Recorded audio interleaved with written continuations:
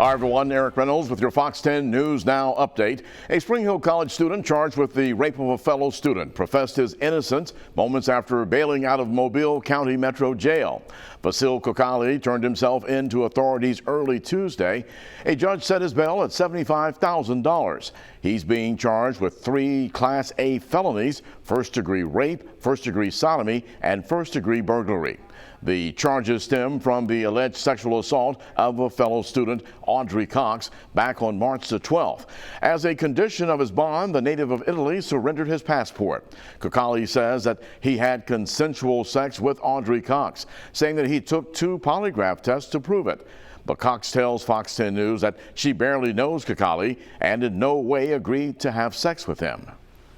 I passed both tests, so that just keeps proving that I'm innocent. I am not in anyone's mind right now. Just care about to find the truth, to show the truth, and finish this case as soon as possible, just to get my life back. You know, it's obviously not a good position to sit in. Okay, so that is haunting.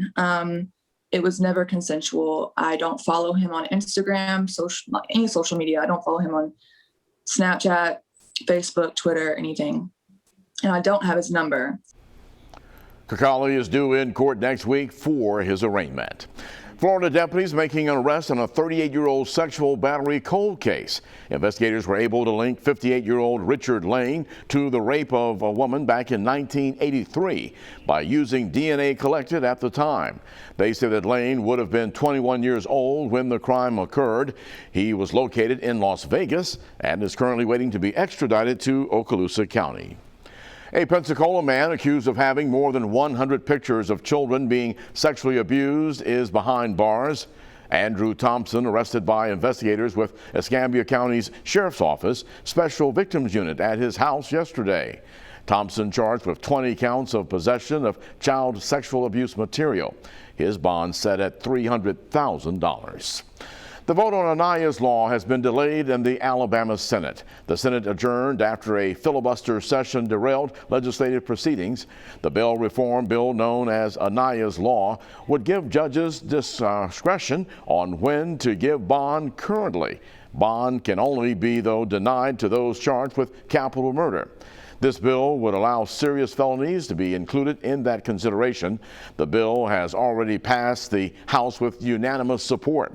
Representative Chip Brown, the bill's sponsor, was hopeful a vote would have been taken yesterday. Some days you can get through a lot of bills, and then other days things aren't even relating to your legislation will tie it up. The bill is named after Anaya Blanchard. Blanchard, you may remember, was allegedly kidnapped and murdered near Auburn back in 2019 by Ibrahim Yazid, a man who was out on bond at the time for another violent crime. If passed, Anaya's law will be sent to the governor's desk, but it won't take effect, though, until the citizens of Alabama approve it during next year's midterm election. I'm meteorologist Michael White with your Fox 10 Storm Track report. A line of thunderstorms getting ready to push into parts of Tupelo, Mississippi will be arriving here later this afternoon, and these particular showers and storms can pack a punch. Not just heavy rain, but also gusty straight-line winds, hail, and there's even the risk of a tornado later today. It's a low risk, but the chance is in play. But we're not going to see those storms get down to the Gulf Coast until the afternoon. So the morning is going to start off dry, although cloudy and humid, and there is going to be the risk of fog this morning. Keep all of that in mind, but have the rain gear ready because of the rain, but also make sure you have a way to get warnings and you're staying severe weather aware as the day continues. The severe risk zone has been upgraded to a level 2 out of 5, and that does include almost the entire Gulf Coast. The primary threat is going to come from straight line winds as that cold front moves through, but there's also going to be a small risk of hail and isolated tornadoes. Again, have a way to get warnings warnings and be paying attention to when those storms are going to come through your individual communities. Now, as far as how things are going to be shaping up, we're expecting the storms to roll through today, and then we're going to be turning much colder after they do. Let's time it out on the Fox 10 Futurecast, where we get a cloudy sky with a low rain chance during the first part of the day, and then here come the storms by the time the kids get out of school. Leakesville, Lucedale, Citronelle, Chatham, Thomasville, Jackson, they're all going to be rolling through about 3 o'clock today.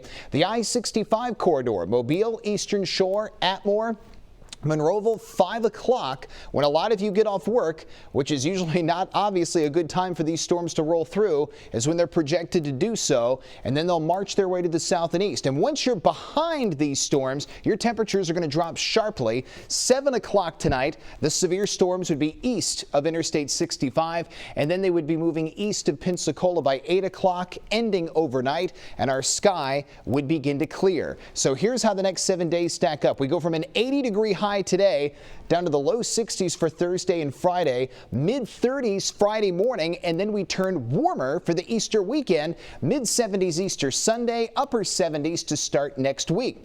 We'll talk much more about your weather throughout the day right here on Fox 10 News Now.